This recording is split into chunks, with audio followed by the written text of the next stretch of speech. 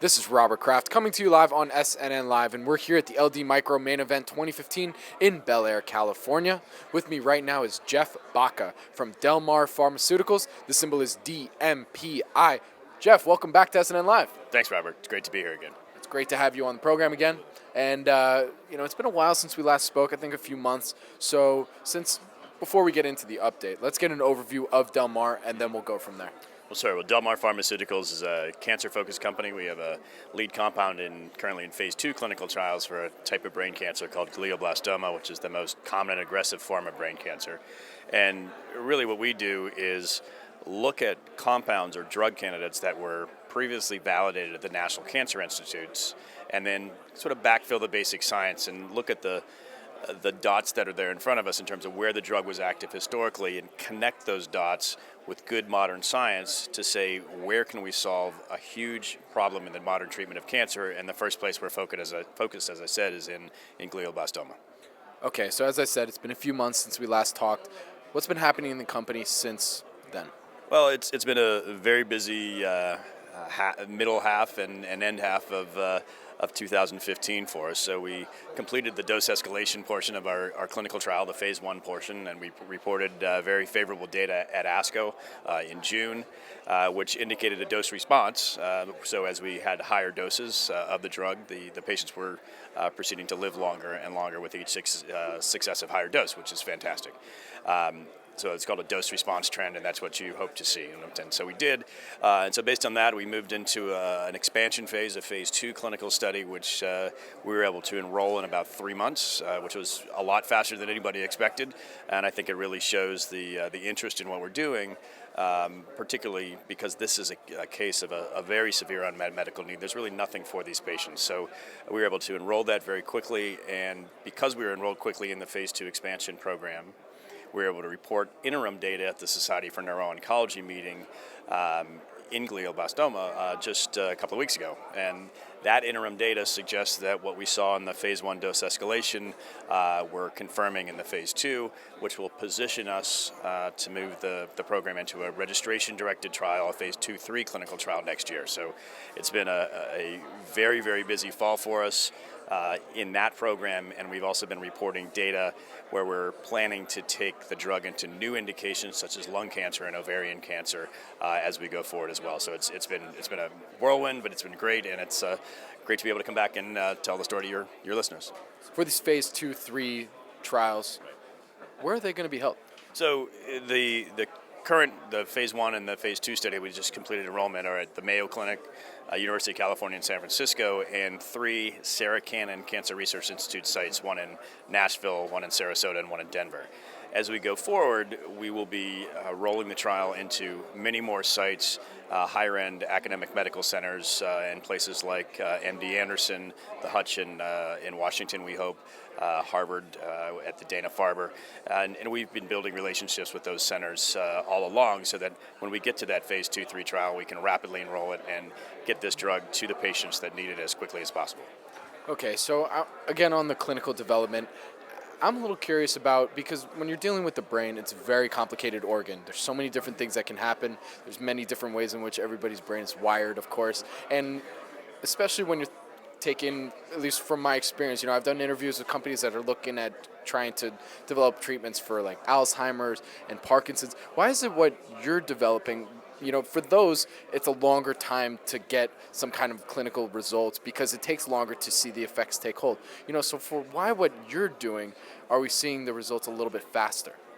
Well, it's the nature of the disease. Things like Alzheimer's and Parkinson's take a long time to develop. And in terms of speed, the advantage we have is a very unfortunate thing for the patients because this is a disease that develops very rapidly. The median survival from diagnosis with glioblastoma is about 15 months. And so you're in a situation where the disease is progressing very rapidly, and if you're not able to treat the patient, they're unfortunately going to die.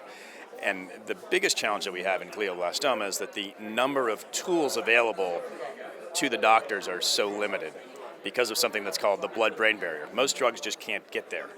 This drug does. It did 20 years ago, it does now, it worked in glioblastoma 20 years ago. And what the question we ask is, does that matter today? Can we find a niche in the current continuum of care that is an unmet medical need, where the biology that we now understand about this drug and about the tumor suggests that we can solve a problem.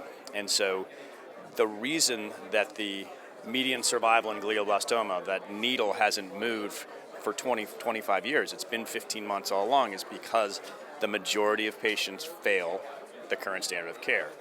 And knowing that we had activity in glioblastoma and being able to differentiate the mechanism and show that we are active where those patients fail the current standard of care means that we can now hopefully move that needle in a good direction. So unfortunately, the patients that we are treating, they've already failed the standard of care and they've failed other drugs.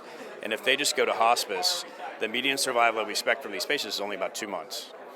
With some level of salvage therapy, maybe 4 to 5 months, and the median survival we are seeing in our clinical trial to date is greater than 9 months. So we're having a meaningful clinical benefit with just a couple cycles of treatment.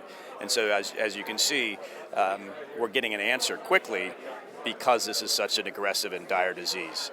As we go forward, we hope to make a big difference in terms of long-term survival of the patients, not in patients that have failed everything else, but in the newly diagnosed patients who we know are going to fail the standard of care, because we can determine that in advance.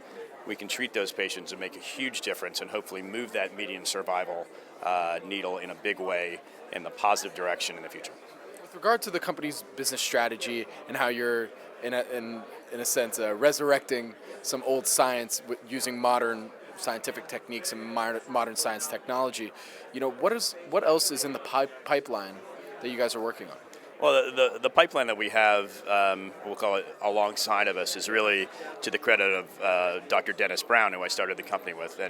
And several years ago, Dennis had sort of combed through the archives at the National Cancer Institutes to go back to some research that he had been involved with before he started his first company, which was called Matrix Pharmaceuticals, which was acquired by Chiron in the 90s.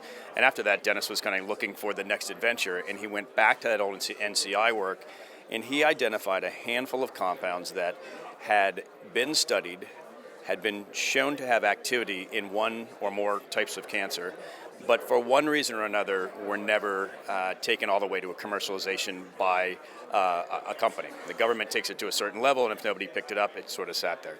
And what Dennis identified was a handful of compounds that were very interesting because they had unique chemical structures, potentially unique mechanisms of action, and a good safety profile.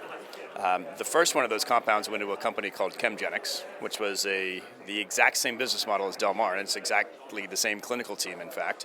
And in that case, the company was focused on a type of cancer called chronic myelogenous leukemia, CML.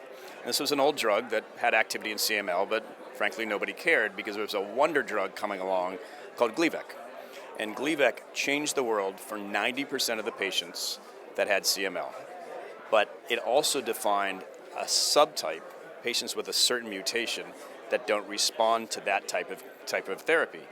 All of a sudden that became very important because where CML was a manageable disease for 90% of the people, for 10% it was still a death sentence.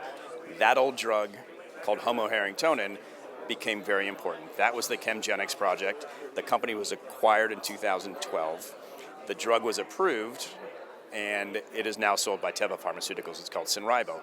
This is the same thing, but in this case with VAL083, what we're looking at is not 10% of the patients, but 2/3.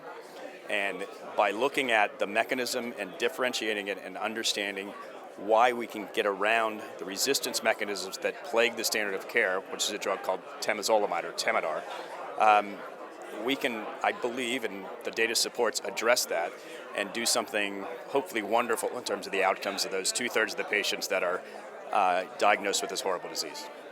Okay, so we're at the end of 2015. We're going into 2016. From what you can tell me, what are some of the milestones that the company is hoping to achieve in 2016? Well, I think there are a couple of fundamental things. Number one, first and foremost, completing the phase 2, getting the median survival, in that study in refractory glioblastoma, and moving this into the phase 2/3 registration-directed trial that we've been targeting all along. That's number one on our list. Beyond that, we're looking at beginning to move the drug toward that newly diagnosed set of patients, which is ultimately where we're going to have the most benefit in glioblastoma. But we're also, and we've announced, plans to move into other indications such as lung cancer, such as childhood brain cancer, medulloblastoma, for example, and things like ovarian cancer, based on historical clinical activity from the NCI, where we know the drug works, based on that work, and based on the mechanism work and the basic science that we've used to connect those old dots, if you will, we're going to begin to explore this into new indications with new clinical trials during 2016. So it should be a very exciting year for us. And as I mentioned, there's another series of compounds alongside of us that we will hopefully be able to begin bringing in to build a pipeline beyond VL083 as we go through 2016 as well. So it should be a great year. Where can our audience go and find more information about the company? Our website is DelMarPharma.com. Everything that you need, including our clinical presentations from conferences, are all there. And happy to also entertain any questions as people review the material. And that's DelMarPharma.com. My name is Robert Kraft, and I'm coming to you live on SNNLive, and we're here at the LD Micro Main Event 2015 in Bel Air, California. With me again has been Jeff Bacha from DelMar Pharmaceuticals. The ticker symbol is DMPI. Jeff, thank you so much for coming on again. Thank you so much, Robert.